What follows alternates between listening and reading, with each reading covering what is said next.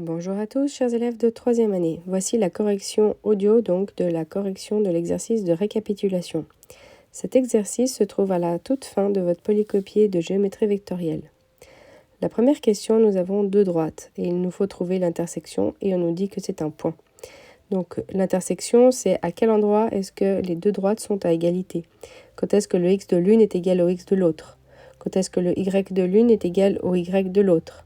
Et donc finalement, quand est-ce que le z de l'une est égal au z de l'autre? Donc on peut y aller à coup de couleur, mais après il va falloir poser un système.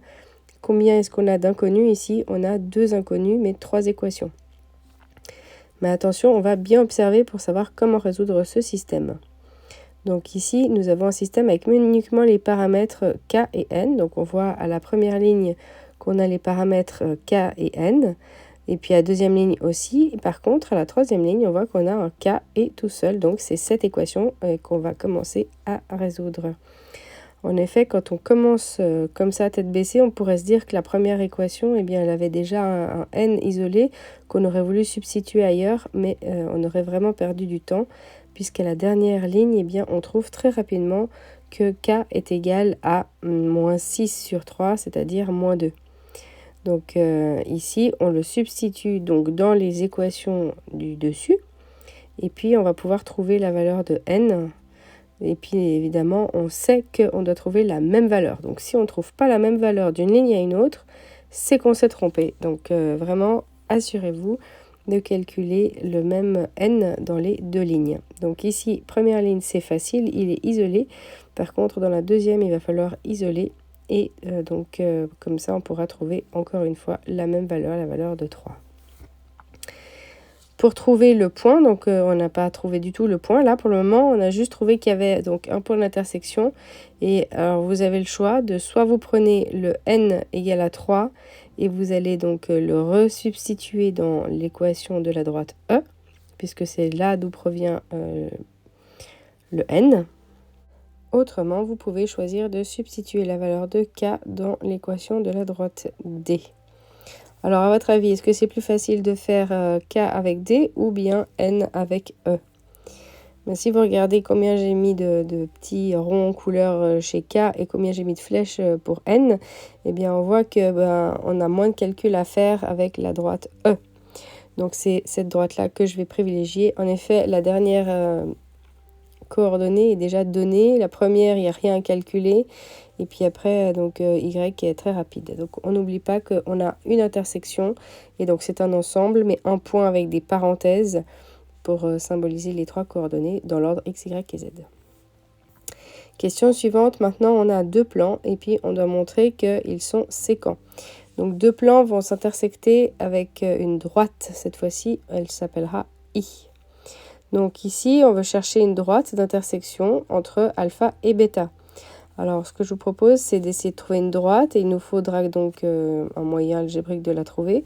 Alors, si on commence par isoler une lettre facile dans une des deux équations cartésiennes de plan, par exemple, moi j'ai choisi d'isoler x, et bien si j'isole x, je peux après substituer ça dans l'équation du plan alpha. Et puis, qu'est-ce que je vais obtenir? Je vais obtenir une équation qui va avoir une inconnue de moins, puisqu'il n'y aura plus de x grâce à cette substitution.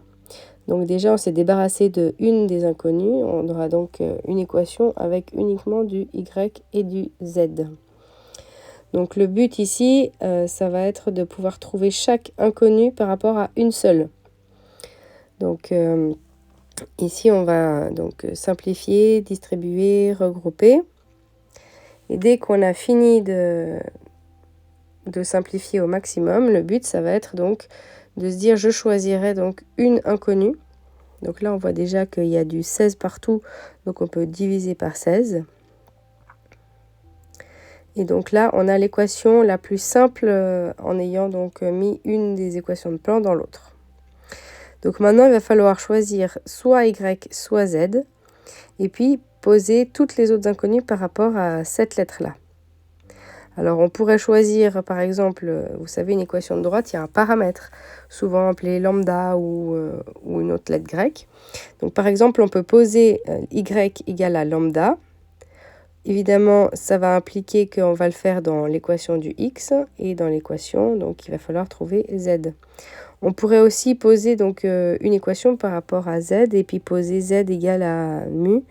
Et c'est vraiment le même procédé. Donc il y a plusieurs possibilités. Il n'y a pas d'équation unique pour une forme paramétrique de droite.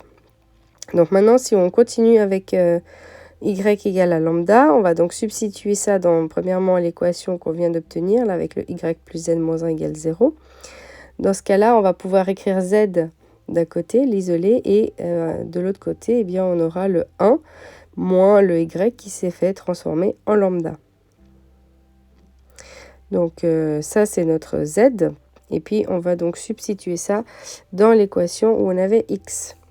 Comme ça, on arrivera aussi à trouver une équation avec que du lambda et une constante.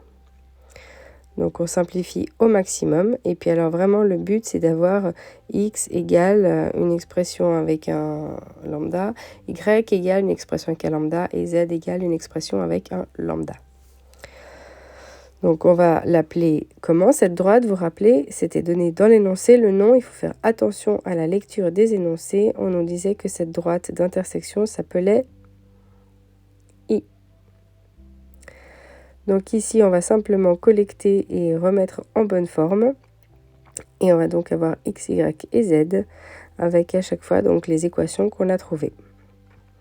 Donc la plus facile, c'est le y qui est égal à lambda qu'on a posé nous. Ensuite, on avait trouvé z, c'était donc 1 moins lambda. Et finalement, le x, eh bien, on vient de le trouver aussi. C'est donc moins 4 plus 2 lambda pour l'écrire dans le bon sens. Et voilà, vous reconnaissez l'équation de la droite. Maintenant, nous avons deux plans et il faut montrer qu'ils sont strictement parallèles. Donc, si on essaye de reproduire le même procédé, c'est-à-dire que si on essaye de mettre une équation dans l'autre, en fait, on se rend compte qu'il suffirait simplement de soustraire une équation par l'autre. C'est ça qui nous permettrait de regrouper ces deux-là comme un système. Et puis, on voit quoi? Que les x, y et z se simplifient. Par contre, qu'est-ce qui reste pour la constante? 32 égale à 0. C'est pas égal à 0, donc ça veut dire que ce qui peut être dans un des plans ne pourra jamais être dans l'autre. Donc, il n'y aura aucune intersection, ce qui veut dire que les deux plans seront parallèles. Maintenant, on va retrouver des exercices comme à la série 5 et on va chercher des intersections de droite et plan. Alors ici, très facile la méthode. On va simplement substituer le x de la droite dans celui du plan, le y version donc, droite dans celui du plan et le z pareil. Ici, on a forcément un point d'intersection, ce qui veut dire que quand on a tout substitué, on va avoir une équation de degré 1 avec ce paramètre n qui reste, et on va devoir trouver une valeur pour ce paramètre n. Donc, c'est sûr et certain, il ne faut pas trouver un truc bizarre, il faut trouver une valeur pour notre valeur n. Donc, ce n, on va faire quoi ensuite? Quand on aura trouvé que n est égal à 4, eh bien simplement, on va aller le substituer dans l'équation de e, puisque c'est là d'où vient le n. Et notre but, évidemment, c'est de calculer x, y et z. Donc ici, on n'a pas beaucoup d'étapes à faire pour résoudre cette question. Et on en a résolu déjà plein de ce type dans la série 5. Finalement, donc n'oubliez pas que quand vous calculez vos x, y et z, ça ne suffit pas. Il faut après remettre ça sous la forme d'un point. Et ici, c'est l'intersection entre la droite et le plan. Donc on va mettre E intersecté avec donc gamma et puis donner les coordonnées. Donc c'est un point entre parenthèses, etc. Maintenant, on doit résoudre à peu près la même question, sauf qu'on n'arrivera pas à la même conclusion. Donc la méthode reste la même. Ici, on substitue toutes les coordonnées de la droite dans celles du plan. Et on va arriver de nouveau à une équation de degré 1 qui cette fois-ci contiendra uniquement le paramètre k. Et quand on va vouloir résoudre cette équation, évidemment, il va falloir distribuer tous les coefficients qui sont devant les parenthèses. Et puis ensuite, on va calculer. Et en voulant calculer toutes ces valeurs constantes et multiples de k, eh bien, on va arriver à un truc bizarre.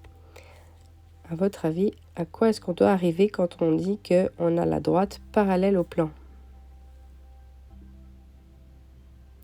Je vous conseille d'utiliser des couleurs pour regrouper les valeurs que vous cherchez à calculer. Comme ça, on voit bien ce qu'on a calculé, etc. Mais 25 moins 22 moins 3, eh bien, ça fait plus rien de cas. Donc, on va rester avec une constante. Alors, il faut bien sûr la calculer parce que c'est d'elle dont va dépendre le résultat. Et ici, est-ce qu'on obtient 0 ou autre chose? Eh bien ici, si vous faites 65 moins 33 moins 5 moins 11, on obtient 16. Et 16, ce n'est pas égal à 0, donc il n'y a aucune égalité possible. Ce qui veut dire qu'aucun x, y, z de la droite ne sera dans le plan. Et finalement, donc l'intersection sera vide et donc la droite sera parallèle au plan. Dernière question. C'est encore la même question, mais avec une dernière interprétation. Donc ici, on doit chercher à montrer que la droite est complètement incluse dans le plan bêta. À votre avis, si on applique la même méthode, quel type de conclusion bizarre est-ce qu'on pourrait avoir qui est différente que celle qu'on a déjà vue? Donc ici, en substituant les x, y et z, on arrive à une équation de degré 1, toujours avec un seul paramètre qui s'appelle n ici, sauf qu'il se simplifie très rapidement. Et finalement, eh bien, il nous reste quoi? Une équation, enfin une égalité 0 égale 0, qui est toujours vraie, qui ne dépend pas de n, qui est donc valable pour tous les points de la droite qu'on a mis dans le plan. Donc la droite est complètement incluse dans le plan. Et voilà, j'espère que c'était clair. Vous avez la version donc maintenant commentée, colorée, mais dans le polycopier, vous avez une version tapée à l'ordinateur qui dure vraiment sur une page seulement. Je vous souhaite à tous de belles révisions.